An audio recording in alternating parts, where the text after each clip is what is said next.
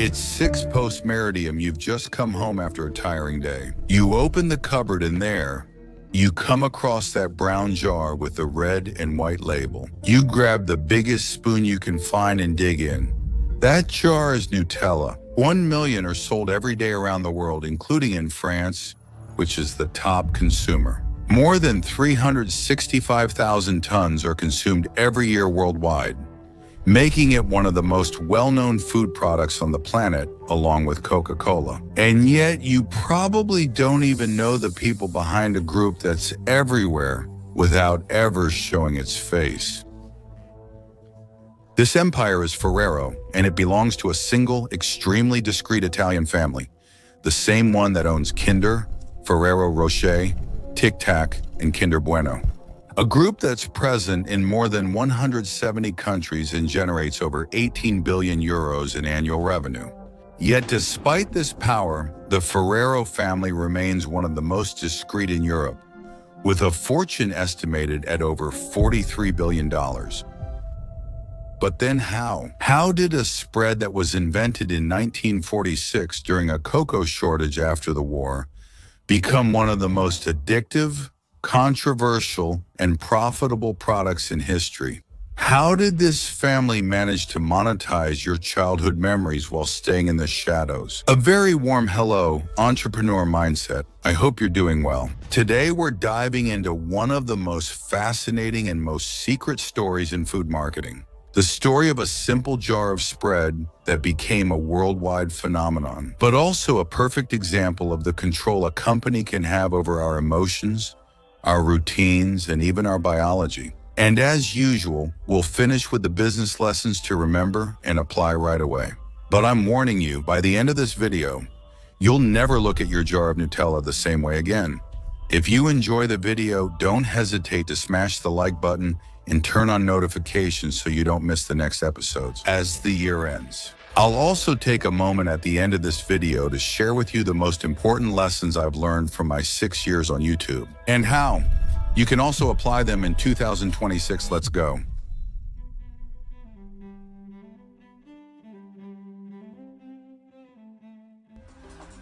Pasolini had all the flair, extravagance, and sense of staging. In 1943, Italy was on its knees. Bombings, rationing, the black market, cocoa. It was almost impossible to find. Imports have dropped by more than 90%. The little that remains costs a fortune. In the small town of Alba, in Piedmont, Pietro Ferrero is still running his pastry shop to keep it from closing. He does what everyone does at the time.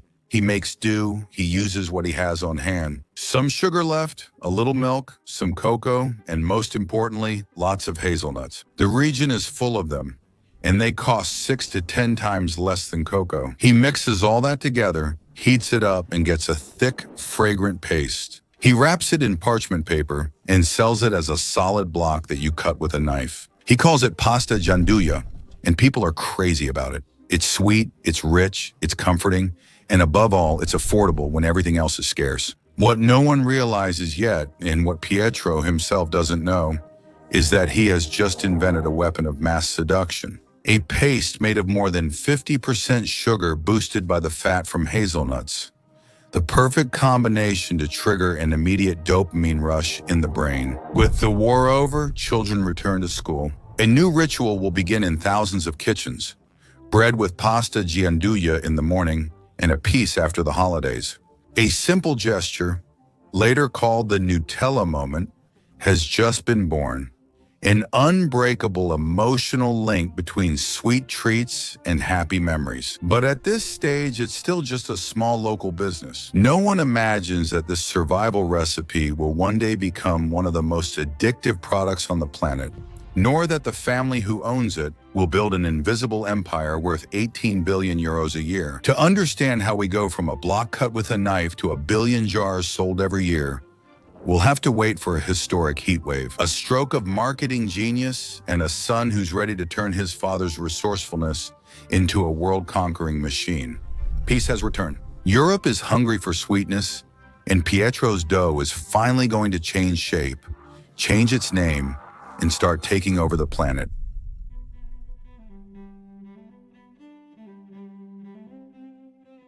It's in 1964, right in the middle of the 30 glorious years, and Europe is hungry for sweetness and simplicity. Pietro, the patriarch, died over 10 years ago, and now his son Michel leads. Yes, I'm attempting the Italian accent, but we'll use the French pronunciation, Michel. It will be much easier for me, who now runs the company, and Michel therefore has a much bigger vision than his father. He takes the old Jean Duja paste, makes it creamier, smoother, and even sweeter. And he will give it a name that will conquer the world and that you all know. Nutella, the perfect spread in a child's smile. Hazelnuts, skimmed milk, Nutella. It takes a lot of energy to be a child. From the first moment, you feel the emotional trap closing in. At the time, the borders were still closed, but Michel Ferrero saw something much bigger in the name Nutella.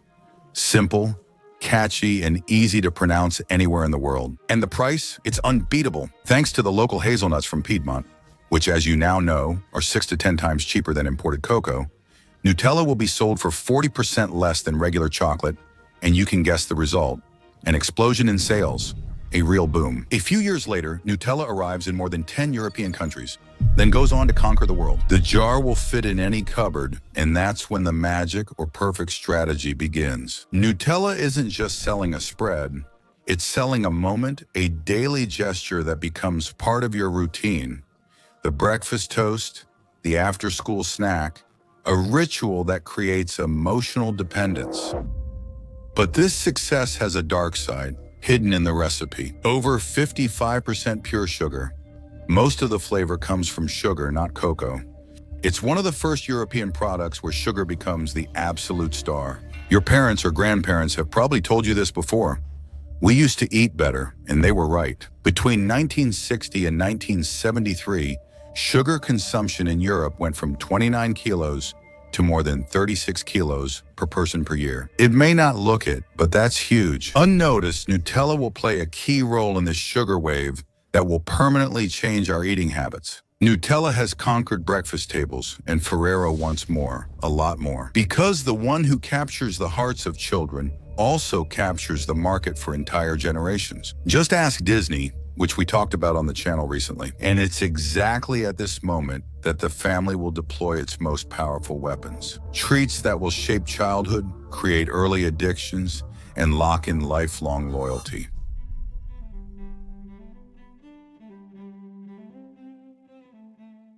At the end of the 1960s, Ferrero realized that these products shouldn't just accompany families, they need to become part of childhood. So in 1968, the brand launched the first Kinder products. The idea is simple but revolutionary. A chocolate designed for children, sweeter, milder, with a familiar and comforting texture. The success is immediate. A year later, in 1969, Ferrero further expands its presence with Tic Tac. You know those little colorful candies you find at supermarket checkouts next to the Ricola? Tic Tac are sold today, hold on tight, at more than 30 million boxes per year in France. Their miniature size and sweet mini taste have won over millions of consumers. Then in 1974, the famous Kinder Surprise was born. A modest chocolate, but paired with an idea that would turn out to be brilliant. A hidden toy makes the product hugely popular. More than 10 million eggs are sold in the first year in Italy alone, and soon hundreds of millions around the world. It's more than chocolate. It's a ritual, a reward, or even an emotion. My generation and others will grow up with Kinder. But good old Ferrero won't stop there, because appetite comes with eating. In 1982, he launches Ferrero. Rocher is a golden ball meant to be premium, yet accessible. Ideal for parties, gifts, and displays. In just a few years, Rocher becomes an international symbol. More than 3.6 billion pieces are produced annually. In the 1990s, the brand is present in more than 100 countries, and its products become a part of family life. Snack time, birthdays, holiday meals. Slowly and quietly, Ferrero is no longer just selling, it is shaping habits, creating what psychologists call an emotional anchor. A child raised on Kinder often becomes a loyal Ferrero adult. Truly genius. An invisible strategy that is formidable and quietly prepares the creation of an empire. As Ferrero becomes a global household name, Another story unfolds in the shadows, because behind these universal treats hides a company that prefers silence over noise. In this context, one of the 20th century's most mysterious empires will emerge.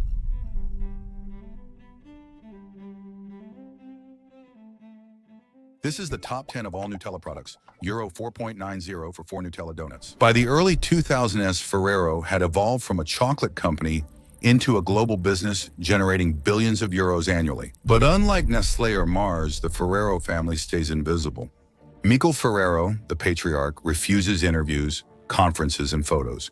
He speaks so little, people know his products more than his voice. In 2008, Forbes estimated his fortune at over $22 billion, making him the richest man in Italy. No public image, television appearances, or ego-driven campaigns. And unlike many, that's intentional. At Ferrero, secrecy is paramount.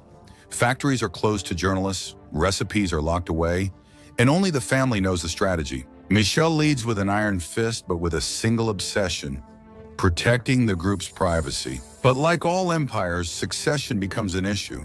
Pietro and Giovanni, his 2 sons, have been prepared since their youth.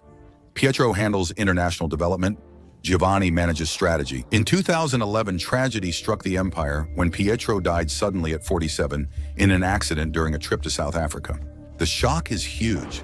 The media called it a decapitated empire, but the family, as usual, stayed silent. Giovanni, his brother, took over the group alone and continued their father's vision: growth, expansion, and innovation without scandal, noise, or communication. Meanwhile, Ferrero continues to dominate with more than 40 factories, 47,000 employees, and a presence in over 170 countries. Kinder sales are booming, Nutella becomes a cultural product, almost a national symbol in Italy, and Ferrero Rocher establishes itself as the must-have chocolate for celebrations around the world. The other giants approach him with immense strength. Mars Incorporated earns over $45 billion in annual revenue. Mondelez, with iconic brands like Oreo or Lay's chips, hovers around $36 billion. Ferrero, with 18.4 billion euros in revenue, isn't the largest, but it's the most profitable per product and controls the most emotional brands. But behind this success story, a shadow looms that grows with the empire. Between 2000 and 2015, global sugar consumption increased by 20. Authorities are warning about childhood obesity, and Ferrero products, often made up of more than 50% sugar, are regularly singled out. 15.5% palm oil, 55% sugar, 13% hazelnuts, 7.4% cocoa powder, 8.6% skimmed milk powder, and 0.5% soy lecithin and vanillin. Ferrero never responds, no statements, no explanations. This silence is intriguing and worrying. In 2012, in the United States, the brand was sued for false advertising. A mother claims Nutella is presented this way. The trial will cause a scandal, and Ferrero will pay several million to settle the case and will adjust its ads. For the first time, the empire is confronted with reality, and very quickly, voices will break the myth to reveal the true face of this giant.